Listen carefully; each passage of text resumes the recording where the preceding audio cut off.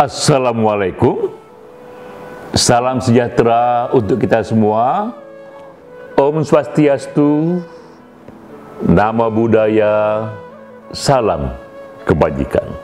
Awalnya adalah kearifan, wisdom.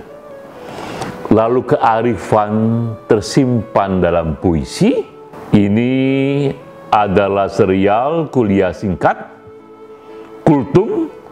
Kuliah 7 menit, kita menggali kearifan dari kutipan puisi. Kali ini, yang kita kutip adalah penyair Fariduddin Attar. Ini penyair yang sangat legendaris dari Persia. Ia hidup di tahun 1145 sampai 1221. Puisinya ini kita kutip dari karyanya yang sangat terkenal, Konferensi Para Burung. Ini semacam buku suci dari kumpulan-kumpulan puisi para sufi. Ya. Banyak sekali sufi-sufi yang menjadikan ini sebagai referensi.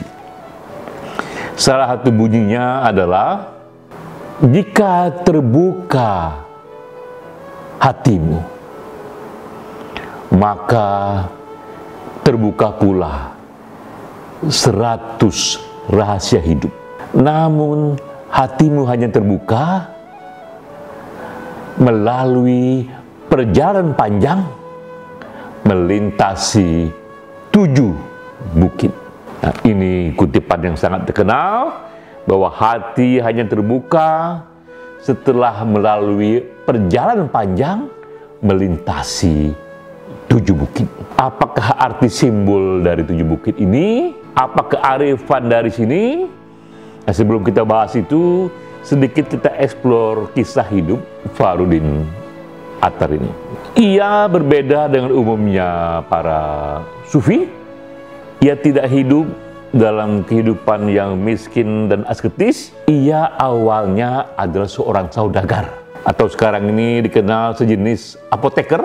Banyak sekali pelanggannya, tapi pada satu waktu ia merasa ini bukan jalan hidupnya, dan ia tinggalkan kekayaannya itu, ia tinggalkan kerjanya sebagai apoteker itu, dan ia pun melancong berkelana ke berbagai negara.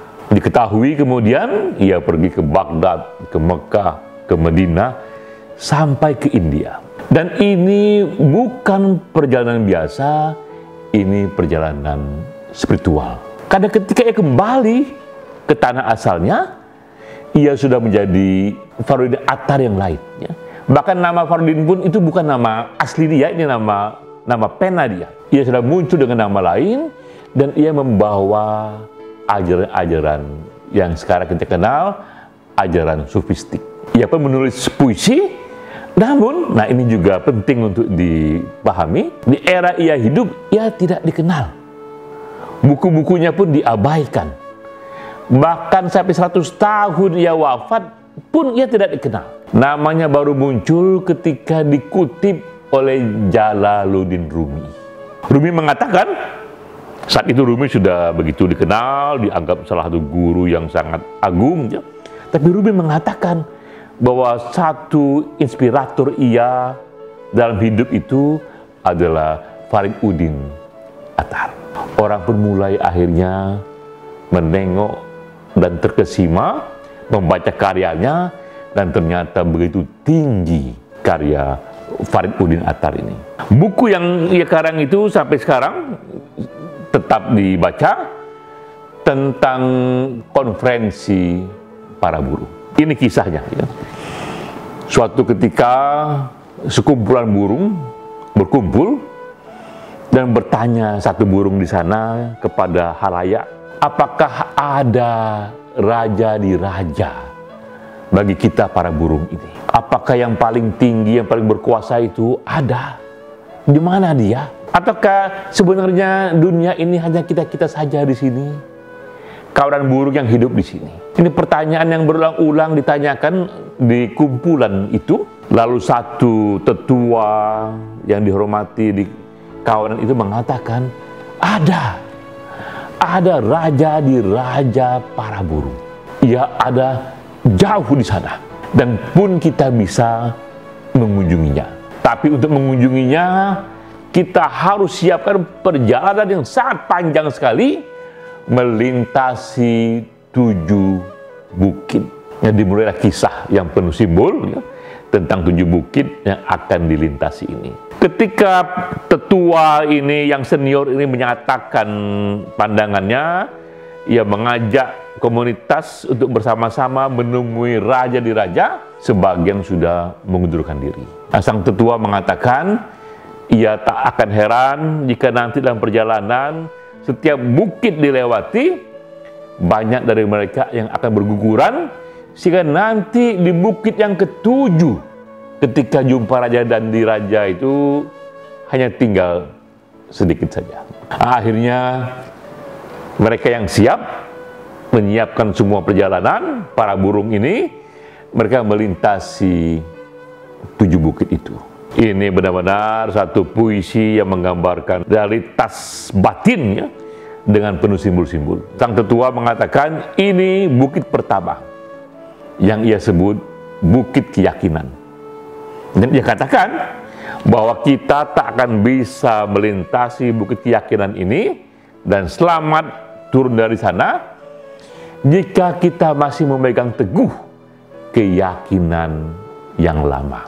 Jika kita ingin melintasi ini, maka tanggalkan semua keyakinan lama, tanggalkan keyakinan yang pernah kita yakini, dan bersiaplah membuka satu keyakinan baru yang akan kita dapatkan setelah berjumpa dengan raja di raja itu. Nah, lewatlah bukit pertama, sebagian tersisi, tak bisa lolos. Yang lewat bukit pertama, kemudian mereka masuk ke bukit kedua. Ini adalah bukit cinta.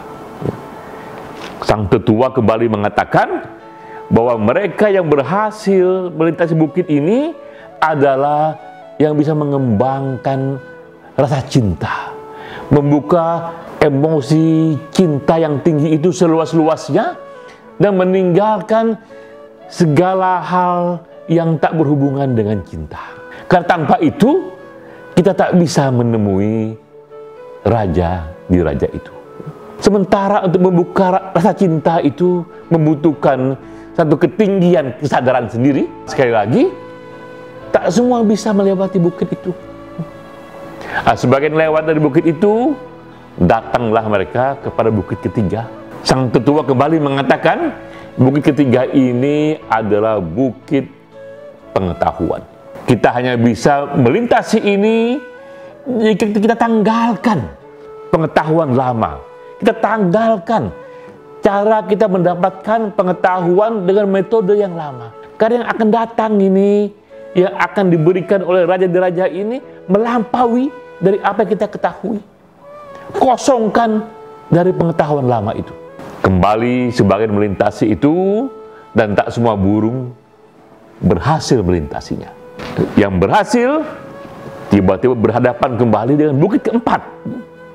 Yang bukit keempat ini dikatakan oleh sang guru, ini bukit yang bahasa sekarang ini adalah bukit detachment. Bukit yang kita harus melepaskan ikatan, melonggarkan ikatan dengan berbagai hal duniawi yang selama ini menjadi sumber kebahagiaan kita, sumber kesenangan kita.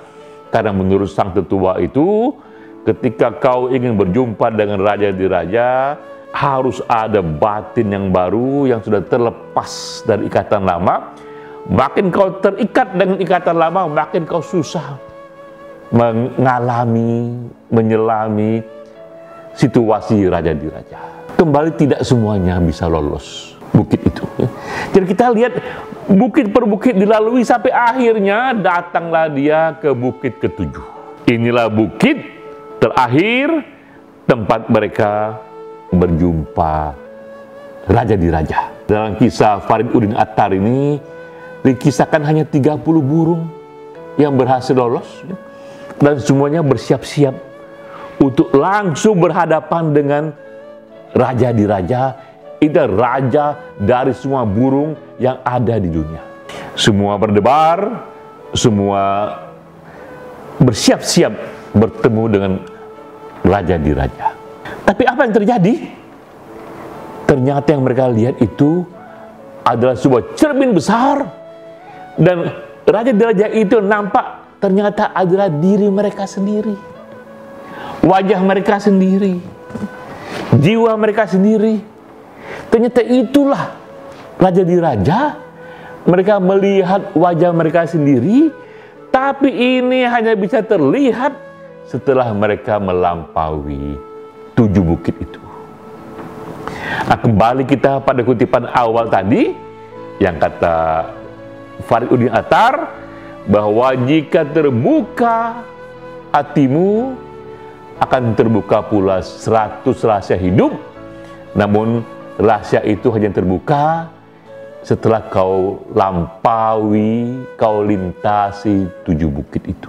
Nah, dari sini kita dapatkan kearifan yang sangat tinggi sekali dari Fariduddin Attar, bahwa yang kuasa itu, bahwa semesta itu, puncak-puncaknya itu sudah tersimpan dalam hatimu sendiri. Namun kau tak akan sampai di sana, bahkan walaupun itu ada dalam hatimu, tak akan sampai di sana sebelum kau lintasi, kau lewati 7 bukit itu.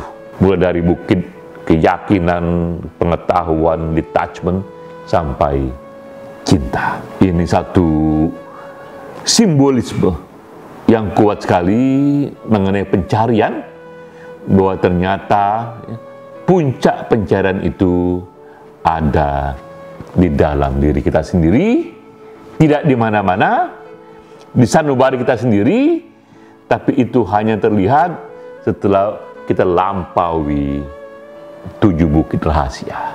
Inilah kearifan dari puisi ini, dan kita semua bersiap-siaplah untuk memulai perjalanan panjang menuju ke dalam diri kita sendiri. Sampai jumpa.